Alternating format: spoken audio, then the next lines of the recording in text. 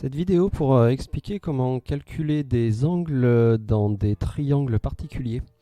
Alors on va déjà s'aider de la propriété qui fonctionne dans tous les triangles, disant que la somme des mesures des trois angles vaut 180 degrés.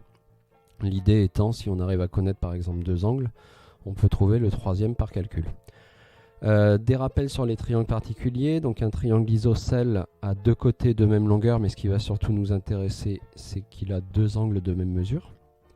Un triangle équilatéral qui a trois côtés de même longueur, là encore ce qui va surtout nous intéresser, c'est qu'il a trois angles de même mesure et en plus on connaît la mesure des angles. Donc là en fait, pour un triangle équilatéral, on connaît directement les mesures.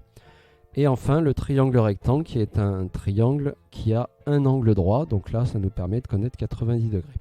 Alors si on regarde la consigne d'en dessous, on nous demande à chaque fois de calculer la mesure de l'angle I dans les triangles qui suivent.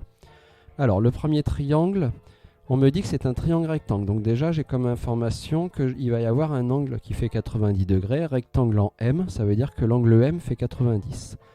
Oui, mais on me donne un autre angle qui fait 40, donc finalement je connais deux angles, M 90, A 40. Je vais donc ajouter ces deux angles, regardez le résultat que j'obtiens, donc 130 degrés, et là me dire, finalement dans ce triangle je connais deux angles qui à eux deux font 130, donc je vais faire une soustraction à partir de 180 qui va me donner le troisième angle. Donc là, les deux angles connus, l'angle droit et celui de 40 font 130 degrés. En faisant 180 moins 130, je vois qu'il reste 50 degrés à l'angle manquant qui est justement l'angle I.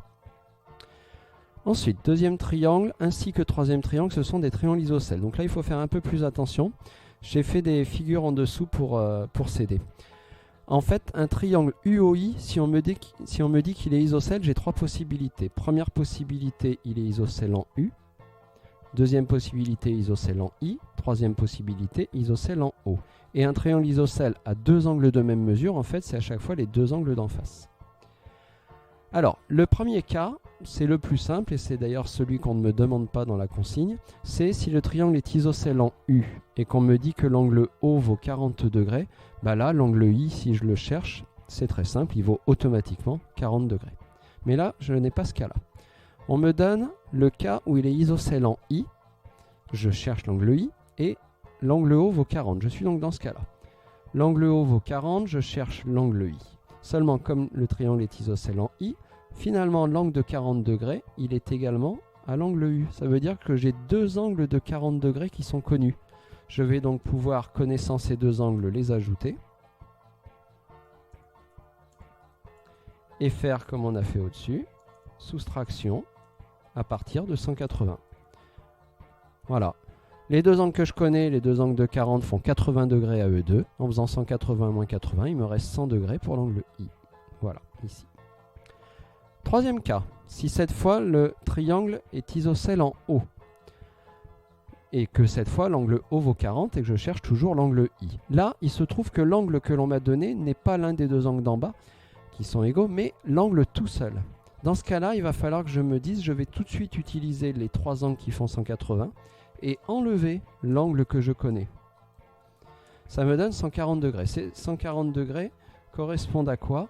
En fait, c'est par rapport aux trois angles du triangle, si j'enlève celui qui est tout seul, 40 degrés, il me reste 140 degrés pour les deux angles d'en bas. Mais les deux angles réunis. Moi, si je veux qu'un seul angle, comme ils sont égaux, je vais diviser par 2. Et ainsi, trouver la mesure des angles d'en bas. Donc là, les trois angles 180, j'enlève celui de 40, il me reste 140 degrés répartis sur ces deux angles. Divisé par 2, ça fait 70 de chaque côté. Et donc l'angle I qui fait 70. Voilà, donc bien repérer ces différents cas. Triangle rectangle, ça me donne un angle droit, donc c'est assez simple. Et triangle isocèle, bien faire attention en quoi il est isocèle. Et ne pas hésiter éventuellement à faire comme j'ai fait là, avoir des figures qui peuvent se faire à main levée rapidement pour bien visualiser les choses.